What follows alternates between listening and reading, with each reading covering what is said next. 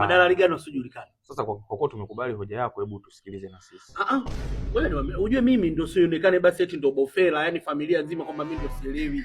Sio nielewa. Alafu labda tuongee kitu kimoja.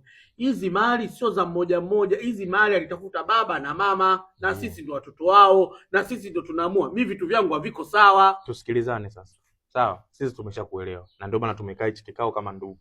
Ndio. Na tumekubaliana kabisa wote hapa kwamba jamani, tutamsaidia Nange ili tuweze kuuza ile. So, mimi wakauli kunisaidia ndio staki, mimi sisaidiwi.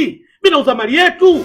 Mimi nasaidiwa na nani hapa? Mimi kuna mtu nimemwomba msaada? Kuna mtu nimemwomba msaada? Hiyo ni mali yako peke yako au ni mali yetu? Ndio maana sasa tunauza mali yetu, amnisaidii. Unasaidia tunakusaidia kwa sababu unatuforce sisi tuuze wote kwa pamoja. Sasa kaka, tungeelewa. Kuna mtu atoe lake mfukoni? Mpaka mnaniambia mimi mnanisaidia?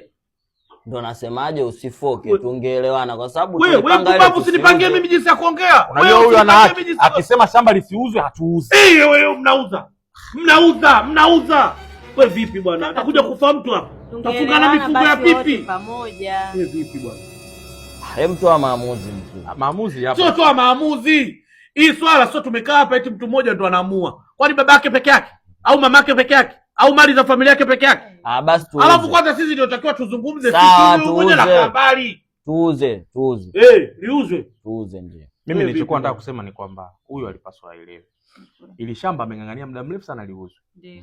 Thamani yake ilikuwa ni milioni 20. Ndio. Miaka 6 iliyopita. Lakini kwa sasa hivi thamani ya shamba imefika kubwa. Sasa hivi tutaliuza shamba letu, tumeenda kwa mtathmini pale ni milioni 220. Inawezekana tukivumilia miaka mingi.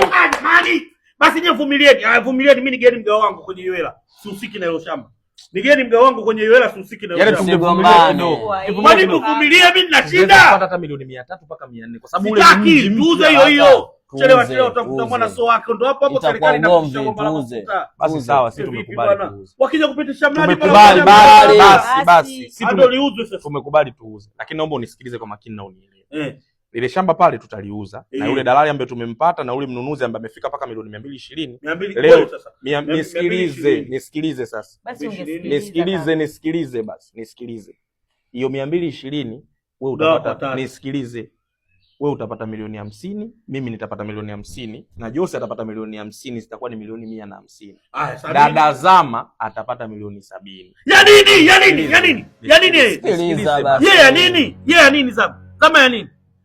Zama mke wa mtu, mali atapata kwa mume wake, si hatuwezi kufaidisha familia za watu. Sasa si mdogo wetu naye ndo mwanamke. Mdogo wetu akija hapa atalala, akiwa na njaa atakula, lakini sio tumpe hela akafaidisha familia nyingine. Nyie tumieni akili. Ukoo unapotea. Hapo mnaenda kujenga ukoo mwingine.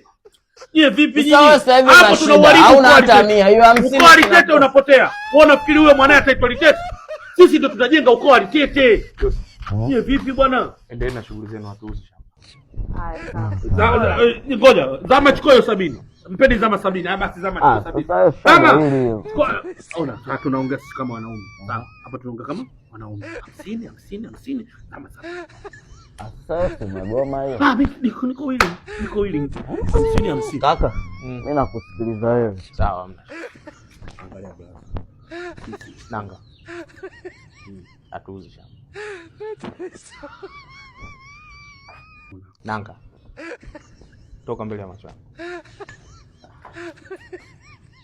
Nasema toka.